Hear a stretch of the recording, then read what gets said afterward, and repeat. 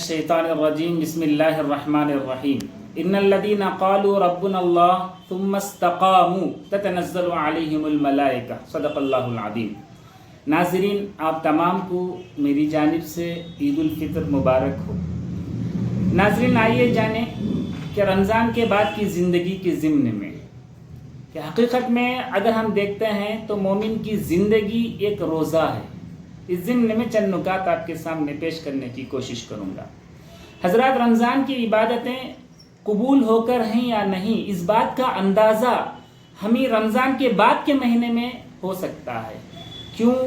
رمضان میں جس طرح سے ہم لوگ اللہ تعالیٰ کی خالصتاً للہ عبادت کرتے تھے، منکرات سے، لہو و لعب سے ہم لوگ جس طرح سے پرہیز کرتے تھے، بچے رہتے تھے، اگر ہم غیر رمضان میں، رمضان کے علاوہ بھی اگر ہم اسی طرح سے ہماری زندگی میں تبدیلی محسوس کرتے ہیں تو سمجھ جائیے کہ آپ کی رمضان کی عبادتیں اللہ تعالیٰ کی دربار میں قبول ہو گئی۔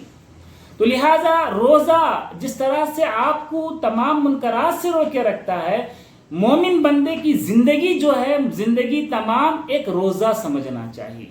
لہذا دیکھیے کہ آخرت سے غافل نہ ہو، ہمارے جو اعمال ہیں اس میں استقامت آئے، استقامت ہو، آخرت سے غافل نہ ہو۔ یہ دنیا دھوکے کا ساز و سامان ہے، اور ہم دیکھیے کہ اللہ تعالیٰ نے کائنات کی ہر ایک چیز کو ہمارے لیے پیدا کیا۔ آپ کبھی سوچیں کہ اللہ تعالیٰ نے ہم کو کس لیے پیدا کیا؟ قرآن کہتا ہے وَمَا خَلَقْتُ الْجِنَّ وَالْإِنسَ إِلَّا لِيَعْبُدُونَ تبارک الذی بیدہ الملک وہو علی کل شیء قدیر الذی خلق الموت والحیاۃ لیبلوکم ایکم احسن عملا وہو العزیز الغفور۔ یعنی ہمارے پیدا کرنے کا ایک مقصد ہے اللہ تبارک و تعالیٰ، ایسے ہی بیکار اللہ تعالیٰ ہمیں پیدا نہیں کیا، کائنات کی ہر چیز کو ہمارے لیے پیدا کیا، مگر ہم کو جو ہے اللہ تبارک و تعالیٰ ایک مخصوص زندگی اللہ تعالیٰ نے ہمیں عبادت کے لیے پیدا کیا۔ وما خلقت الجن والانس۔ دیکھیے ہمارے نزدیک، ہمارے تصور میں دنیا، دیکھیے یا قوم انما هذه الحیات الدنیا متاع، کہ دنیاوی زندگی ایک دھوکے کا سامان ہے، دھوکے کا فریب ہے۔ متاع، اگر دنیا کی زندگی کے بارے میں دو لفظوں میں اگر ہم کہیں، متاع الغرور، دھوکے کا ساز و سامان۔ متاع کس کو کہتے ہیں؟ عربی ڈکشنری میں آپ دیکھیے گا، متاع اس سامان کو کہتے ہیں جو استعمال میں لائے اور اس کو پھینک دی، متاع۔ اور متاع الغرور دھوکے کا ساز و سامان ہے۔ وَإِنَّ الْآخِرَةَ هِيَ دَارُ الْقَرَارِ، ہمیشہ باقی رہنے والی زندگی آخرت کی ہے۔ مومن کا تصور ہونا چاہیے کہ مجھے آخرت کی زندگی، وہ اس کی مومن کی زندگی میں مومن کا تصور آخرت رہنا چاہیے۔ اور دیکھیے دنیا کی مثال مچھر کے پر کے برابر بھی اگر اللہ تعالیٰ کے نزدیک رہتی تو دیکھیے کہ اللہ تعالیٰ کسی کافر کو ایک بوند، ایک قطرہ پانی بھی میسر نہیں کراتا، تو دنیا کی کوئی حیثیت نہیں رہی۔ تو لہٰذا ہم ہمارے اعمال میں استقامت برتیں، ہم آخرت سے کبھی غافل نہ ہو، پہلا نقطہ۔ ایک دوسرا نقطہ یہ ہے کہ ہم تعلق باللہ کو مضبوطی سے کریں۔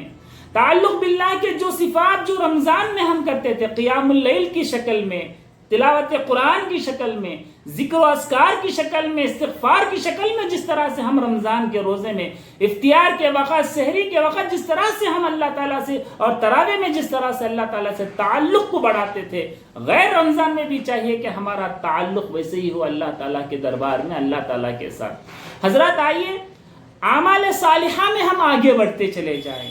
کیوں؟ قرآن میں آتا ہے اللہ تعالیٰ ثم اورثنا الکتاب الذین اصطفینا من عبادنا فمنهم ظالم لنفسہ ومنهم مقتصد ومنهم سابق بالخیرات، یعنی ہم نے کتاب کے وارث ان لوگوں کو بنایا جن کو ہم نے اپنے بندوں سے منتخب کر لیا۔ جب ہمیں انہیں کتاب ہدایت کا جب انہیں جانشین بنایا، وارث بنایا، تو وہ لوگ کتاب ہدایت اپنے پاس رکھنے کے بعد 3 حصوں میں بٹ گئے۔ ایک ان میں سے ایک فریق جو اپنے آپ پر ظلم کرتا ہے، وہ نوافل سے دور، فرائض سے دور، اللہ تعالیٰ کے احکامات سے دور ہو کر اپنی زندگی بسر کرتا ہے، دین سے کٹ کر اپنی زندگی بسر کرتا ہے۔ فَمِنْهُمْ ظَالِمٌ لِنَفْسِهِ، وہ اپنے آپ پر ظلم کر رہا ہے۔ ایک دوسری نوعیت یہ ہوئی کہ وَمِنْهُمْ مُقْتَصِدٌ، کہ ایک فرقہ، ایک ایسا ہے گروہ کہ وہ جو ہے فرائض کے حد تک، واجبات کے حد تک ہے، اور اس کے بعد سنن و نوافل اور دیگر جو عبادتوں سے وہ کٹ جاتا ہے، صرف فرائض تک اس کی زندگی محدود ہو کر رہ جاتی۔ اور تیسرا جو گروہ ہے کہ وَمِنْهُمْ سَابِقٌ بِالْخَيْرَاتِ بِإِذْنِ اللَّهِ ذَلِكَ هُوَ الْفَضْلُ الْكَبِيرُ۔ تو اللہ تعالیٰ کا بتانے کا مقصد ہے کہ تیسرا گروہ یہ ہے کہ جو ہر نیکی میں آگے بڑھتا ہے۔ یہی گروہ کو جب اگر تم دیکھو، ایسے لوگوں کو جب تم دیکھو گے سوسائٹی میں، تو سمجھ جائیے کہ انہی لوگوں پر اللہ تعالیٰ کا سایہ ہے، فضل کا سایہ اللہ تبارک و تعالیٰ کا۔ تو ہمیں یہ ہونی چاہیے کہ ہم ہر نیکی میں آگے بڑھتے ہوئے چلے جائیں۔ دیکھیے ایک بات، ایک تیسرا نقطہ، چوتھا نقطہ ایک سمجھیے آپ، نیکی کیا ہے؟ نیکی کس کا نام ہے؟ نیکی کا ڈیفینیشن کیا ہے؟ نیکی ہے البر حسن الخلق۔ نیکی اچھے اخلاق کا نام ہے، اچھے کردار کا نام ہے، اعلیٰ کردار کا نام ہے نیکی۔ اور آپ کو معلوم ہونا چاہیے کہ نیکی کے تعلق سے ہمیں معلوم ہونی چاہیے کہ ہم جو ہے امت کا اجتماعی طور پر، حالات حاضرہ کے لحاظ سے میں بتانا چاہوں گا کہ امت کا اجتماعی طور پر اعلیٰ اخلاق کے حامل بن جائیں۔ کیوں؟ یہی اعلیٰ اخلاق ہیں جو برادران وطن کو دین سے قریب کرتے ہیں۔ اگر ہم اعلیٰ اخلاق، اعلیٰ کردار کے حامل بن جائیں تو برادران وطن ہمارے عملی شہادت کو دیکھ کر وہ دین کے دائرے میں آ سکتے ہیں۔ ایک آخری نقطہ یہ ہے کہ حضرات ہم یہ جانتے ہیں کہ جو حالات ہوتے ہیں وہ ہمارے اعمال کے تابع ہوتے ہیں۔ آج جس لحاظ سے عصر حاضر میں اگر ہم دیکھتے ہیں ہندوستان کی سرزمین میں، عالم اسلام میں، تو دیکھیے اللہ کا ایک قانون ہے، حالات جو بھی ہوتے ہیں وہ ہمارے اعمال کے تابع ہوتے ہیں۔ اور اجتماعی طور پر ہمارے اعمال کی اصلاح ہو، اجتماعی طور پر امت مسلمہ ہمارے اعمال کی اصلاح کریں۔ یا ایھا الذین آمنوا ادخلوا فی السلم کافہ، ہم دین اسلام کو نظام زندگی بنائے، ہم نظام زندگی کا جزء لا ينفک بنائے ہم، اور ہم ایسی اس طرح سے زندگی نہ بسر کریں۔ افتؤمنون ببعض الکتاب وتکفرون ببعض، کیا تم اللہ اور اس کے رسول کے چند باتوں کو چند تعلیمات پر عمل پیرا ہو جائیں اور باقی تعلیمات کو اٹھا کر جو طاق میں رکھ دیں اور باقی تعلیمات کو جو ہے آپ دھتکار دیں؟ ایسی بات نہیں کہ ہم اسلام کے دائرے میں، اسلام کی زندگی میں مکمل داخل ہو جائیں۔ اور آخری بات یہ کہ دین اسلام سے وابستہ ہو جائیں ہم۔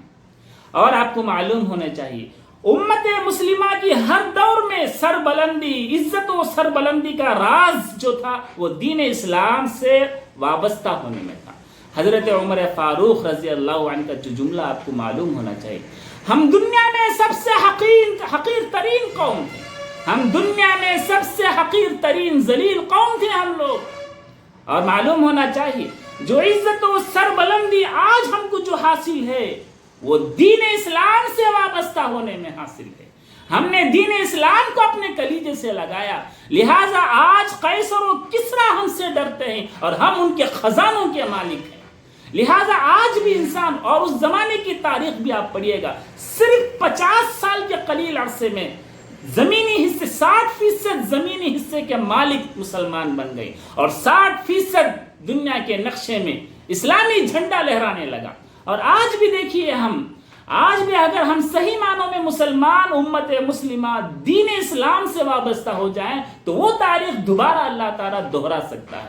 تو لہٰذا ضرورت اس بات کی ہے کہ ہم جو ہے رمضان کے بعد کے مہینے میں بھی کہ ہم جس طرح سے رمضان گزارے، اللہ تعالیٰ دیکھ رہا ہے، اللہ تعالیٰ ہمیں دیکھ رہا کا جو تصور تھا، یہی تصور ہم رمضان کے بعد کے مہینے میں بھی رکھیں کہ اللہ ہمیں دیکھ رہا ہے، اللہ تعالیٰ ہماری ہر حرکت، ہر عمل پر اللہ تعالیٰ نظر رکھے ہوا ہے۔ تو ہم لہٰذا اللہ تعالیٰ سے دعا ہے کہ اللہ تعالیٰ ہمیں صحیح معنوں میں مومن